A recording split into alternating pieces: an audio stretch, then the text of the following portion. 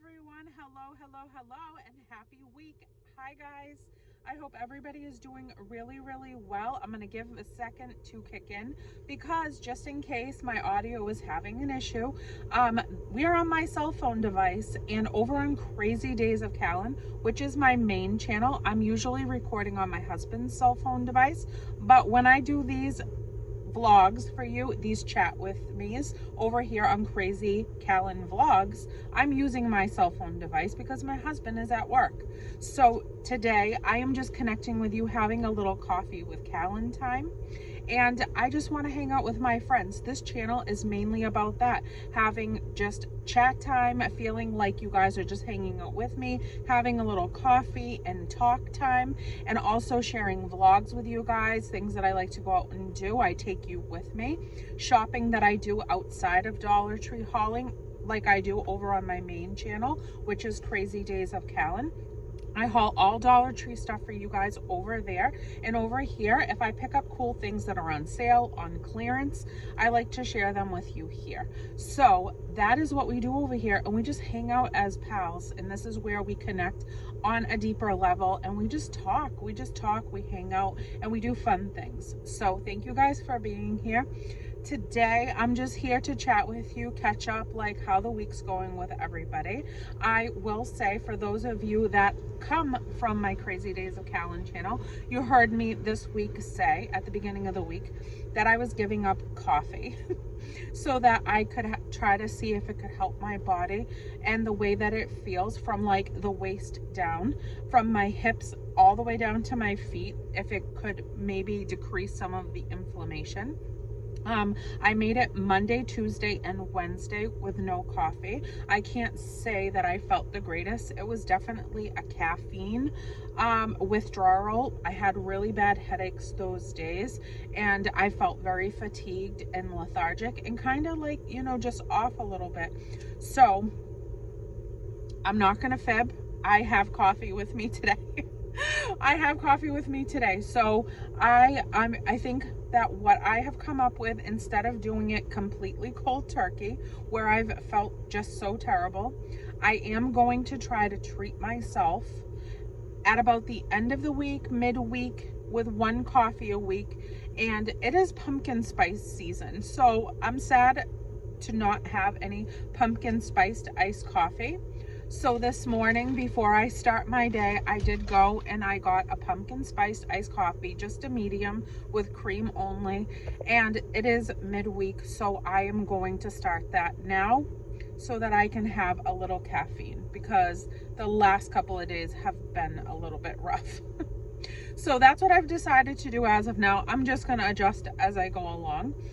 I think that, you know, that might be like a little bit of a trick for me to feel like I'm having the coffee at least once a week. We'll see what happens, you know, we'll see what happens. And that's it. Now I'm just sitting here. I'm about to start the day. I have to go off to my cleaning jobs. I am so excited for the amount of people that I have acquired for this new start to the school year. A lot of people during the summer, they go on, you know, vacations with their families. They go off and do summer activities and stuff like that. So my cleaning business that I have for myself personally slows down to almost nothing during the summer. And then once school starts back in, I start back cleaning and going to people's homes to help them. So this year, I asked a friend of mine that I've been cleaning for years, she knew anybody else that might be interested in a couple of hours here and there throughout the week. Well, she found me several people that contacted me, and then out of those several people, they gave me other family members that they wanted to hire me for. So Monday through Friday now, every single day of the week, I have jobs to go to during the day to help these people out. And I just think it's a good thing because everybody needs a little bit of help. A lot of people, they're juggling. I mean, I have an 18-year-old son. You know, my husband works a lot, and I like to keep my time functional, occupied. I like working, and it's been kind of tough being out of work for the last 6 months since I left my floral job at a distribution center making floral arrangements. And I was starting to get a little bit like I wanted to go back to work. So now I have a really good schedule Monday through Friday to go out and be a part of the community again and be in people's homes, helping them through their days while they're juggling work, home life, smaller children, and just to come home to a clean and kept and functional environment. I love it. I love doing it, and I love making people's life a little bit easier for them. So, and it helps me. So that is awesome, and I'm happy about it. Other than that, I do have a really long story, and I've been questioning whether or not to express it and share it because it is a little bit of an emotional situation that happened. And but it's also the beauty in it that I take more from it than the sad part of it. So I don't know how many minutes I really have on my cell phone device for storage space so that I can tell the story. Maybe I'll start telling it, and then there could potentially be a part 2 over the next couple of days. So Richie and I were out. We had to get the last couple of things. He flew out and has gone on a business trip. So he and I had been trying to pull this together for a couple of days, get his things ready. We had to run into a store. He needed like an extra pair of earbuds, and he needed to be able to have that as backup just in case he lost the ones that he was going to bring with him. So we went into this store at the last minute of the evening just to see if they had them. And I walked by a young woman searching through her car frantically, and a young man standing on the curbside staring back at the store direction with like this blank stare in his eyes. I worked in human services for 16 years throughout all the job experiences that I had caring for developmentally disabled individuals, elder care, a whole range of type of care for people. And I noticed that the child had a distinctive mannerism about him that I recognized. So I walked by this whole situation. The mom was very frantic, and the son looked to be roughly about 5 years old, strong, stocky 5-year-old. So I walked in the store, and I recognized quickly that everybody was kind of staring back outside, and I didn't really realize why right away. So I went into the store. I looked for what Richie needed me to grab. They didn't have it, and then I started to hear conversations among the people that were looking out the window at this little boy and the mom that was directly across from the doors in the first parking space right outside the doorway. So they were having all this commentary that was really kind of judgmental and rough. I guess the woman had been in the store. She was purchasing about $30 worth of products. She forgot her wallet and needed to go outside and try to look for it to see if she could pay for the items. Well, the young boy, he was standing there blankly, and then the mom proceeded to come back in his direction. Now I could hear it because the doors kept swinging open. People were coming and going from the store. So the mom had come back to the child, and I was up toward the front of the store still, listening to all the commentary between people judging her, and saying really kind of cruel things, some of them. Other people just curious about the situation. So she went to the little boy, she crouched down, and she was trying to explain to him really calmly that they needed to go back home to grab the wallet. And so he instantly melted down into a tantrum. It was very familiar to me. It's something that I've dealt with many, many times. I used to work with kids in the school system that had behavioral issues, mental health issues, all that stuff. So he melted down in a very extreme way. I won't go into all the details because it was very, very disturbing, and it's always very disturbing for me to watch a child that is suffering and doesn't know how to fully express himself, and he acts out because he doesn't know how to fully express himself. So I watched the mother trying really hard to stay even keel, calm, cool, and collected, and to gather him from the ground, even though he was being physical with her. So my automatic instinct was to go help in some way, but of course I didn't want to immediately intervene. She's the parent, and I don't know the family dynamic and how she handles him.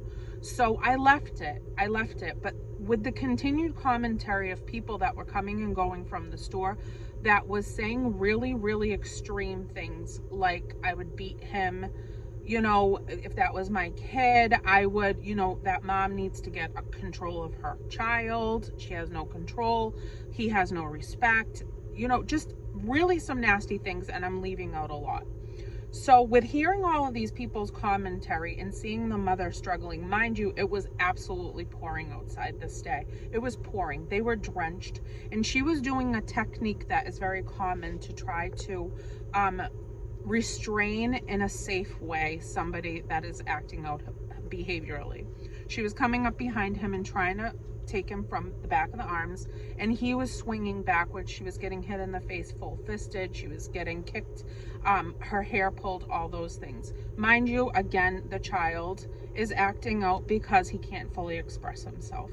So I could not risk leaving that store after 5+ minutes of hearing the commentary and allowing this woman in such a vulnerable state to be possibly confronted by some of these people that didn't understand her situation and didn't understand what she was going through.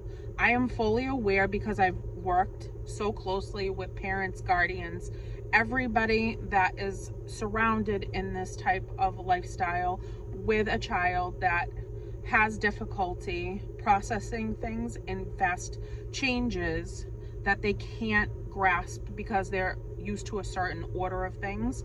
And when an immediate change happens, they can't handle that instant change. They have to be like forewarned, prepped, and that can't happen all the time. So you're going to get these outbursts. So I had to do something. I went out to assist her because I was afraid one of these people were going to say something to her to hurt her. And I could see that she was very, very, the battle was internal and she was suffering inside. She was in full-blown tears. The child was hysterical. It's pouring rain. I went out to assist. I went in the car. I explained to Richie that she couldn't find her wallet from what I've heard. Richie got out of the vehicle. He went to go and help her. He went immediately over. I went immediately over. I took the dog with me. The child wouldn't make eye contact with Richie or myself, but he made eye contact with the dog. Richie's voice drew his attention to him, and the child immediately stopped all activity, and he just paused. I kneeled down to him and I explained to him that I would let him see the puppy if he would get off the ground. Mom was hysterical. I gave her a hug and I told her to take a deep breath. We weren't going to do anything. We were just going to stand there and talk to him. So I allowed him to be near the dog and I told him he could pet the dog. If he got up from the ground, he apologized to Mom and he explained to me how I can help them. This may cut off. If it does, I will do a part 2.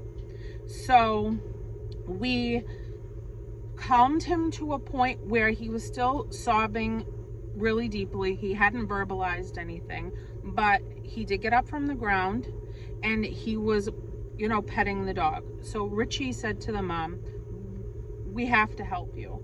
It's not because we want to intervene because you're not doing the right thing. We want to intervene because you need the help right now. We're more concerned about you as a mom. We know that the child is going to be okay, but we want to help in whatever way we can. So the mom took her moment and we asked if it was okay to walk the child back to the sidewalk so she could have her moment to express her feelings and take a deep breath. So we walked the child hand in hand back to the curb with the dog. Mom was still in eyesight and was having her full-blown moment. And then she came into the store with us. We paid for her items. She explained that she would run back to her house, get the money for us. She was still hysterically crying. The child finally looked me in the eyes. He still hadn't verbalized anything. He looked me in the eyes, he kissed me, and he hugged me around the neck and then smiled. My thing is, we're all human beings, and we are all going through stuff that is so serious that you can't directly see written on us from the outside. But on the inside, we all have so many things going on that we are trying to juggle every single day. And sometimes you have to intervene, just humanly. You have to intervene and help somebody else out. I explained to her, I'm a mom. I felt your pain, and I needed to be there for you in that moment, even though I don't know you. So I said this needed to stop. This has been 15 plus minutes. I could tell that you were exhausted, spent emotionally, physically. You did the best that you could, and he needed to calm down so that you could take your moment. And I hope that it didn't offend her that we intervened, but I really, really just wanted to stop the moment and help her to express that us mothers, parents, fathers, all of us, we need to stick together. So that is what we did, and the child calmed down. I said to him, please take the bags so that you can help mom carry them back to the car. He did what I asked him to do. He continued to hug me around my hip. I continued to hug the mom. I gave the child a kiss on the head. Richie shook his hand. We hugged the mom probably 13 times before we completely left the parking lot. I told her what a great job she was doing as a parent and to continue pushing through, and everything is going to be okay, and that she's doing a great job. So that is it. I mean, that is a very, very short version of what happened, but I'm hoping that it comes across so that everybody can take a moment and be there for somebody else, whether you know them or not, whether you know their full story or not. You can clearly see when somebody just needs you to step up for them. So I'm hoping that you guys recognize that out in the world, and everybody assists in whatever way you can possibly. Maybe sometimes people will decline the help, but at least if you offer, it's better than doing nothing at all. So that's it. I love you guys so much. I'm going to get off before this thing cuts off and ends it for me permanently.